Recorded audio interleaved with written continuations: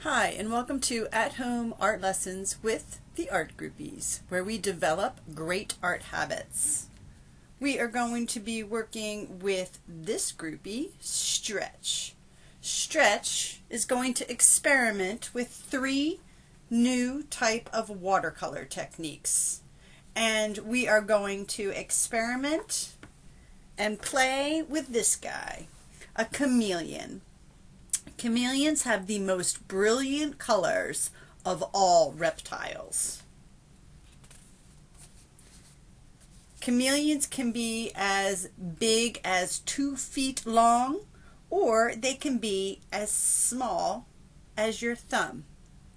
Chameleons come from Africa, Asia, and Southern Europe. So we're going to create our chameleon using simple lines. We're going to start at the top in the middle for his eye. So I'm just going to draw a simple dot and then a line going around it to create a circle. For his head, I'm going to do a rounded triangle. For his back and his body, all the way around for his tail, which is a spiral. There we go. Then I'm going to come back up here. But before I connect the bottom part of my chameleon, I want to put in his legs. I also want to decide where I'm going to put that branch. So I think I'm going to create 2 lines to create a branch, kind of in the shape of a type of L, I guess. Upside down L. All right. Then I'm going to draw his legs. His legs and his hands are very interesting. Kind of like starting with an oval but creating like the letter Y upside down. They have thumbs that they use to grab onto branches. Then another oval for his upper arm. Oops. Same for the back leg. Kind of have that grasp for his hand, and then come up. Another kind of back leg, letter L again, upside down. And now I can finish off that bottom part of my chameleon. Chameleons also have very interesting beards, a mouth. Can draw some lines around there. The eye. Also give him some more texture or some spikes. There we go. Now I'm going to give him some background by putting in some leaves around that branch. Draw maybe some branches or leaves, branches coming off that tree.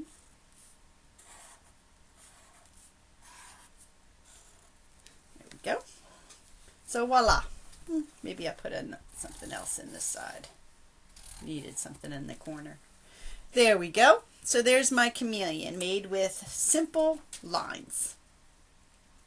So when you look at something as detailed and as difficult as that, it gets a little, scary to draw. But if we just break things down into very simple shapes, start out slow, and then just let your pen or pencil do the walking.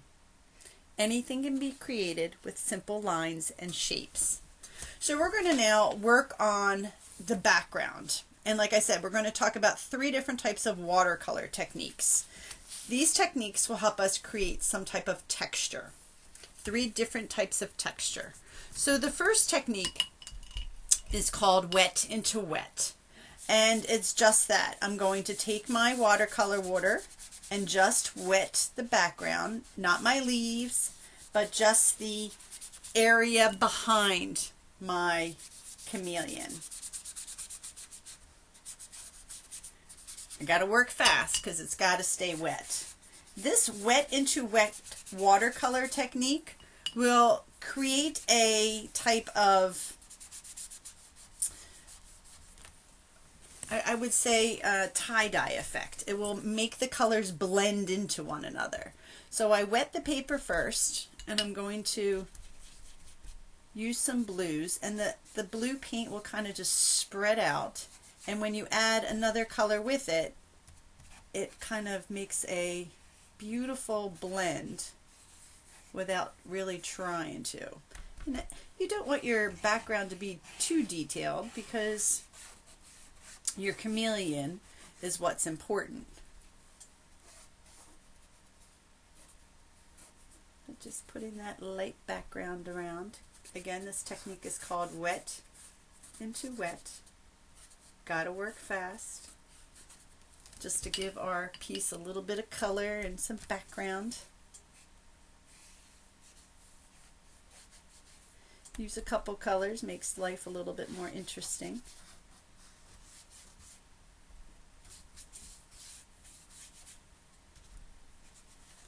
So it kind of just bleeds into the other color and creates this beautiful natural look.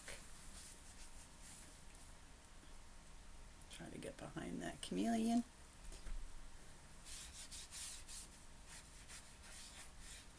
Don't worry if you touch the chameleon. Those chameleons are brilliant with color, so you can have fun.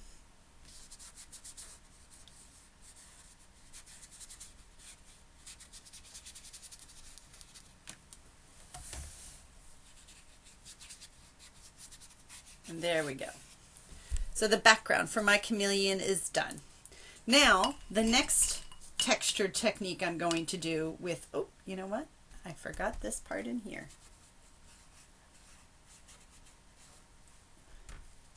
So sorry. So the next technique we're going to use is the salt technique. This is also a technique you have to use quickly. The paint has to be wet in order for the salt to work. And you don't want to put a lot of salt on. If you put too much salt, it just doesn't come off and it doesn't look right.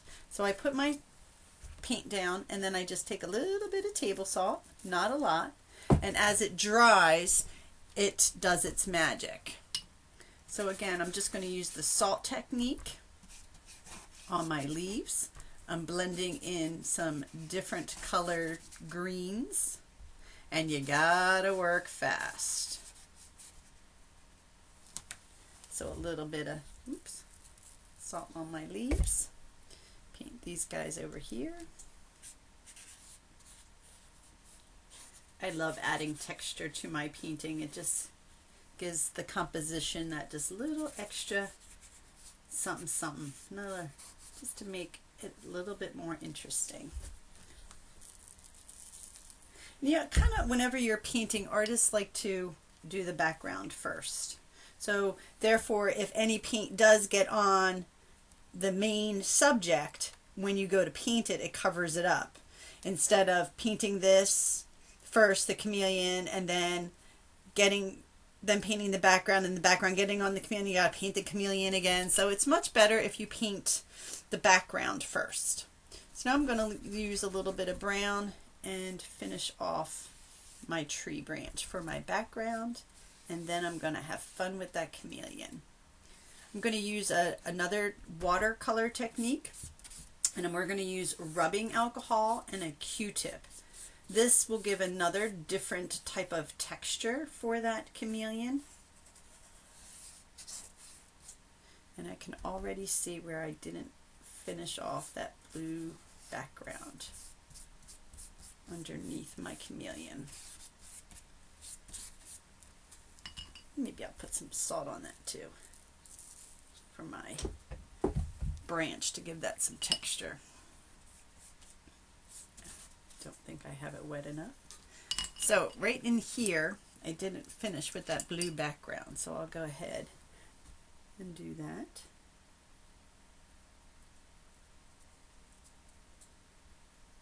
Alright, voila. So now I can start working on my chameleon. And now my chameleon has lots of different colors, so we can have fun with this. Make some really cool and interesting designs and textures. I'm going to start with a nice yellow and paint some yellow. I'm going to just do simple blobs or lines of yellow. I'm just going to come up a little bit. I'm going to do his underbelly. Maybe the bottom part can be warm colors. The yellows, orange, and red, and the top part of my chameleon can be the cool colors, purples and greens. Don't want them really mixing in with my background, so I want them to stick out, so I'm going to use different colors. So I'm going to use some orange, and I want my colors to kind of blend, so I'm okay if my wet orange gets onto my yellow there. So almost like another wet into wet, but with a little bit of control.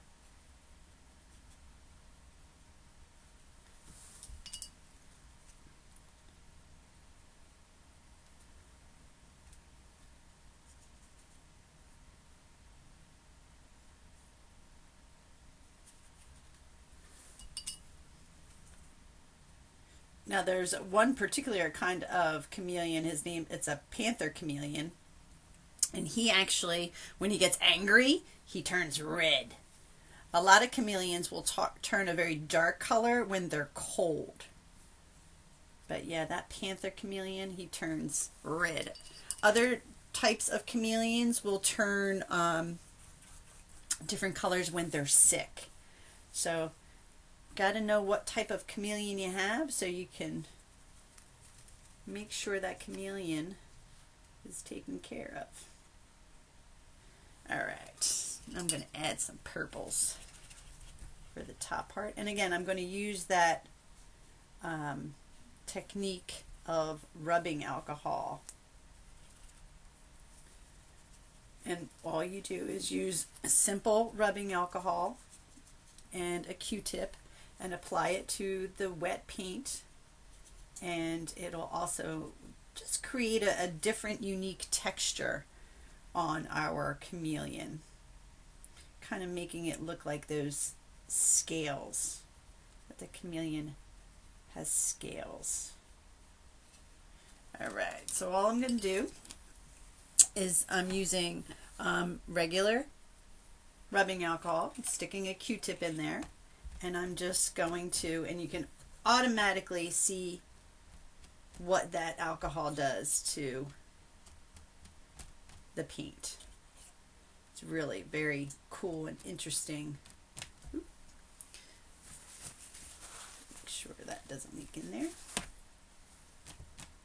The wet into wet technique will sometimes make your paper a little too wet, so make sure you have some paper towels standing by.